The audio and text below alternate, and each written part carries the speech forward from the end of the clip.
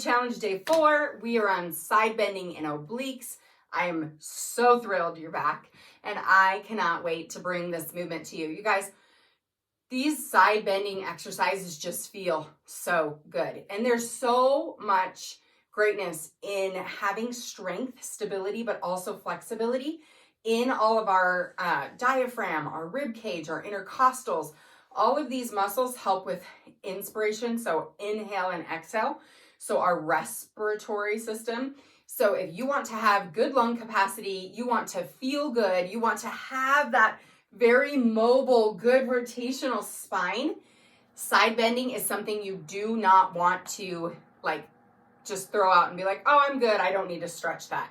The most important part of all of the series of Pilates is that each piece kind of folds into each other. And you'll see that on day 10 when we run through the full gamut, the full exercise regimen together.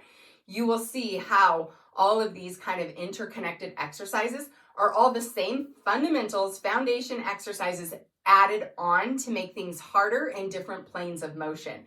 So join me, and we are going to start on our backs in our hook line kind of position. And we're going to start with tick-tocks. Now, you may or may not have done these before, but in essence, we're working on that core strength, right? So if you're not warm yet, go ahead and warm yourself up with a couple rollbacks or a couple 100 breath series. And we're just going to go ahead and go right for it, okay? So tick-tocks, you can have your hands holding behind your knees at first. And what I want you to just kind of feel is that rock to the side where you feel like, whoa, I'm going too far, I'm going over. And find that side end range for you.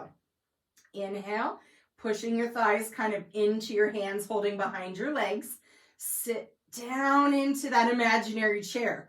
Like if my butt were on a chair and my feet were on the floor, I'm sitting my hips down, using my abs tight, work of my abs to push my butt away. Inhale, inhale, inhale, exhale back to center. So now we can take our arms out to the side, and we're gonna tick our legs to one side, exhale, talk them back to center. Tick those legs to one side, exhale, talk them back to center. So we're gonna take inhale, tick, exhale, talk. Inhale, tick, exhale, talk. Relaxing your neck, inhale and exhale. If that means that you're getting too much tension, you might just go half that distance. Exhale to center. Inhale, exhale. Inhale, exhale. Inhale, exhale. And inhale and exhale. Give those knees a hug. So with oblique work, you guys are going to feel this deep inside. There's internal obliques and external obliques. They kind of come across like fibers in a sweater. You want to hit all those different ways, those different attachments, so that we can get a more sculpted and lean midsection, okay? So when we're doing side bending and this kind of stuff, we're working in that rotation, that torsion, but you want to do it with support, okay? So on this next one, we're going into a bridge, and we're going to drop and lift a hip. Down, up, down, up. Squeeze my oblique. Squeeze my hip and butt. Inhale, press, exhale. Inhale, press, exhale. Squeeze my tummy in and back. Hip drop, squeeze my butt. Hip drop, squeeze my oblique. Tight, lift. Tight, pull all of this tight as well. And then slowly lower down.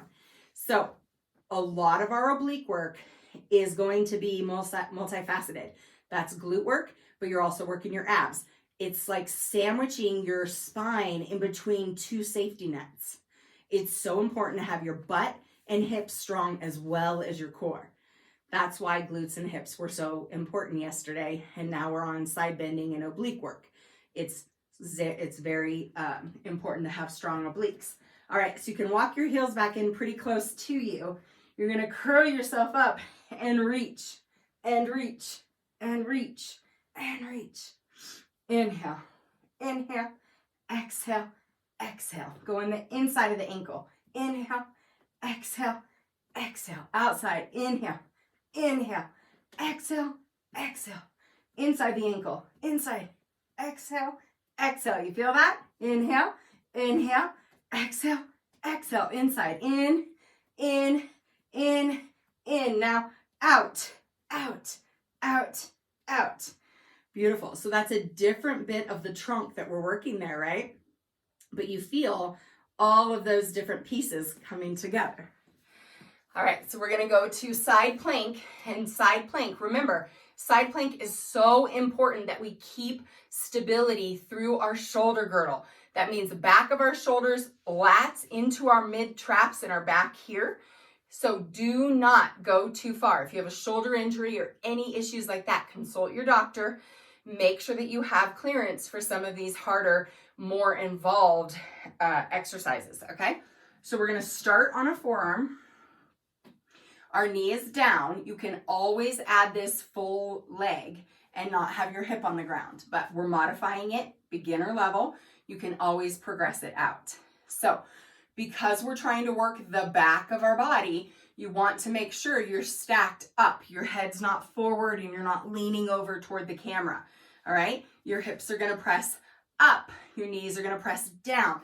My shoulder is pressing straight up, like there's a line from my fingertips, my shoulder to my other fingertips up here. Hold it. 5, 4, 3, 2, 1. Can you hold that? Hold it. Can you lift a leg? Drop the leg, drop the hip. We're gonna go up again. So that was a 5-second hold. You can always add a little bit longer hold if that's available for you. Inhale, let's take it up again. Hold. Make sure you're breathing. Make sure your jaw and neck are relaxed. Push from that underside elbow. Reach for the ceiling. 2 and 1. Can you hold it? Lift the leg, lower it, and drop down. Good. You can continue that 2, 3, 4 more times. Just remember, this workout is for you. If you want to do that 3, 4, 5 more times, go for it. That was 10 seconds or a little bit more of a hold. Anything working up to that 30 seconds, if you can hold it for 20 seconds, great. If you can work up to holding it for 30 seconds, fantastic. Within a month, if you're doing these consistently, I have no doubt that you'll be able to hold it for 20 or 30 seconds. So keep working on it, but meet yourself where you are and honor your pace, okay? Let's go ahead and switch to the other side. If you want to pause and keep going, go for it. Take a pause and do a couple extra if you were just getting in the flow, all right? We're pressing that elbow down. We're really lengthened long from head to tail, nice and long, and you're gonna push it up like that pop-up tent. Squeeze the back of your armpit and shoulder, holding. Extend that arm long if that's helpful. Maybe put it behind the head if you're feeling some neck tension. Squeeze from that underside armpit. We're gonna tap and lift, tap and lift, tap and lift, tap and lift, right? Or just hold. But give yourself some options. Take a break. You are in charge. This is your workout. This is for you to add on before cardio, after your strength training. So own it and do what works best for you. Let's go again. Up, pushing through that bottom hand, elbow, and shoulder. Press through the back of your body and lift, lift, lift, lift, lift. Hold. You're gonna try and lift that leg again and lower down. Good. We're gonna do one more here. Pushing that hand down. Lengthen, lift it up. Squeeze strong. That armpit is pulling into your back pocket of your pants. Lift, lower, and down. Very, very nice. We're gonna sit up and go into a mermaid stretch, because what better part of side bending and obliques than stretching it? It's great to work it, but we also need to make sure that we're lengthening it and stretching it out. So our intercostal muscles, as I said, help with breathing. So you want to breathe into the side of your ribs. In between every rib is an intercostal muscle. Feel that whole side of the body expand and contract. Reach that hand out a little further. Inhale. Expand into the rib cage on the right side of your body as that right hand reaches over your head. One more time. Inhale. Expand into it. And exhale to the other side. So this arm is here as like a little gauge. It's helping me. And then I'm really working on inhaling into this side of my rib cage. Expand that rib cage out to the side.